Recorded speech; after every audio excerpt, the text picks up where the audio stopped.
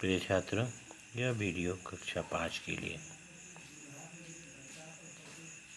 सप्तम पाठ धातु परिचय।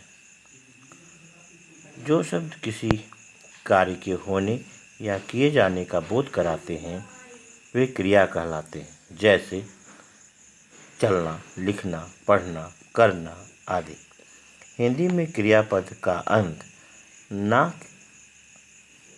प्रत्यय के साथ होता है तथा इसके मूल रूप को धातु कहते हैं। संस्कृत भाषा में क्रिया के मूल रूप जिसे धातु कहा जाता है उसके हिंदी अर्थ हिंदी भाषा की क्रिया होती है। जैसे संस्कृत क्रिया का मूल धातु पठ का हिंदी अर्थ पढ़ना होता है। संस्कृत में इन्हीं धातुओं पर ती तह अंति आदि प्रत्यय जोड़कर क्रिया बनाई जाती है। जैसे पठ धातु पठती अर्थ है पढ़ता है, हस धातु हसती अर्थ है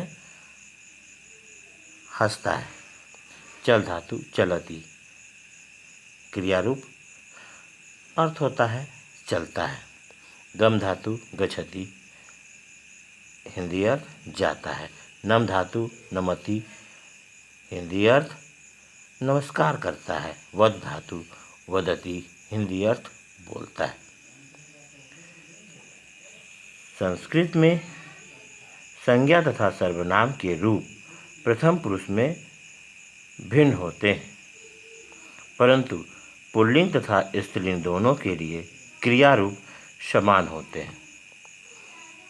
क्रिया लिंग के अनुसार से नहीं बदलती है। जैसे पठती का अर्थ पढ़ता है तथा पढ़ती है दोनों होता है।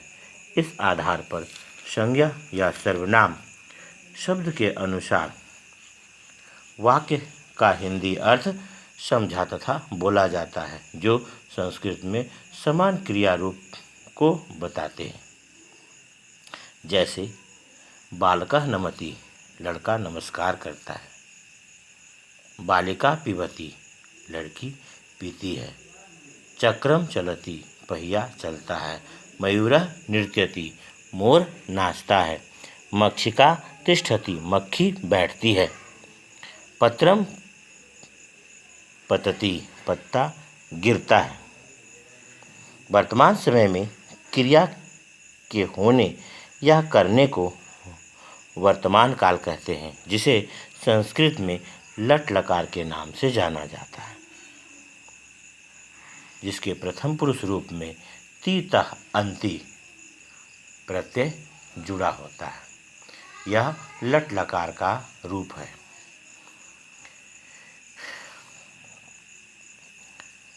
अब आइए धातु के हिंदी अर्थों को और उसके तीनों वचनों के रूपों को जानें। पठ जिसका अर्थ होता है पढ़ना और एक वचन द्विवचन बहुवचन में उसका रूप बनता है पठती पठता पठंती। खाद जिसका अर्थ होता है खाना, खादती खादता खादंती। वद जिसका अर्थ है बोलना, वदती वदता वदंती। नृत्य जिसका अर्थ है नाचना, नृत्यति नृत्यता नृत्यंती। धाव जिसका अर्थ है दौड़ना, धावती धावता धावंती। अब वाक्य के रूप में अर्थ सहित जानेंगे।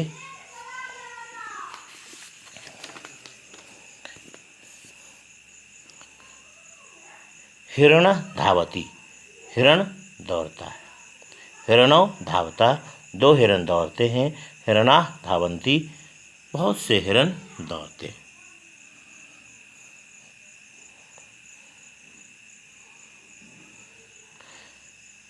सर्वनाम प्लस जोड़ क्रिया प्रथम पुरुष तथा धातु प्लस तीतहंती का रूप होता है। मध्यम पुरुष में धातु प्लस सी थ और उत्तम पुरुष का शब्द प्लस धातु प्लस आमी आवा आमा, ये रूप मूल रूप से उसमें लगाए जाते हैं। प्रथम पुरुष जैसे सह तौते नमति नमतः नमन्ति मध्यम पुरुष, त्वम युवाम यूयम, पठसि पठता पठत, और उत्तम पुरुष अहम आवाम वयम, क्रियापद लिखामी लिखावा लिखामा, तीता अंति सी थ आमी आवा आमा। यह लट लकार के रूप हैं जो सामान्य उदाहरण के रूप में प्रयोग किए जाते हैं।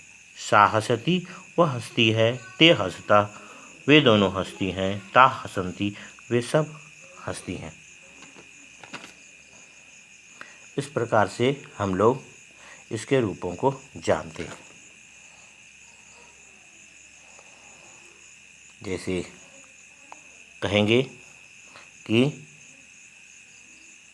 अहम गच्छामि मैं जाता हूँ, आवाम गच्छावा हम दोनों जाते हैं, वयम गच्छामा हम सब जाते हैं, त्वम पठसि तुम पढ़ते हो, युवाम पठता तुम दोनों पढ़ते हो, यूयम पठत तुम सब पढ़ते हो। प्रथम पुरुष में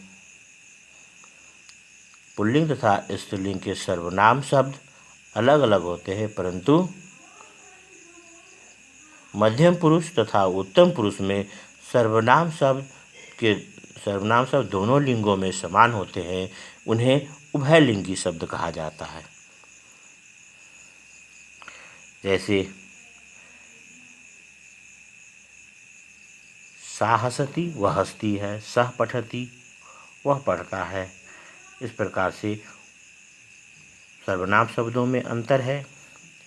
ते हंसता वे दोनों हंसती हैं, तो पढ़ता वे दोनों पढ़ते हैं, ता हसंती वे सब हंसती हैं, और ते पठंती वे सब पढ़ते हैं। परंतु उत्तम पुरुष में अहम लिखामी का हिंदी अर्थ होगा मैं लिखता हूँ तथा मैं लिखती हूँ। इसमें सर्वनाम और धातु पद दोनों में से कुछ भी नहीं बदलता है। आवाम लिखावा का अर्थ होगा हम दोनों लिखते हैं, हम दोनों लिखती हैं। वयम लिखामा का अर्थ होगा हम लोग लिखते हैं और हम लोग लिखती हैं। तथा मध्यम पुरुष में त्वम गच्छसि तुम जाते हो और तुम जाती हो दोनों अर्थ होता है। युवाम गच्छथा तुम दोनों जाते हो, तुम दोनों जाती हो। यूयम गच्छत तुम सब जाते हो, तुम सब जाती हो। इस आधार पर अन्य धातुओं का अभ्यास करके हम लोग लघु वाक्य के निर्माण का अभ्यास अन्य धातुओं के साथ में कर सकते हैं। जो पाठ में दिए गए हैं इसके अनुसार से इन शब्दार्थों को देखेंगे और याद करेंगे तथा इस वीडियो को दोबारा सुनेंगे और इसका पुनराभ्यास करेंगे। यह क्रियापद का मूल रूप है और यह वर्तमान काल का पहला भाग है। वर्तमान काल क्रिया का पहला भाग ही होता है। सामान्य क्रिया के रूप में इसका अभ्यास हम लोग करते हैं। इन क्रियाओं के साथ में विभिन्न प्रकार के जो पिछले अध्यायों में पुरुष के शब्द दिए गए हैं उसका अभ्यास करेंगे। धन्यवाद।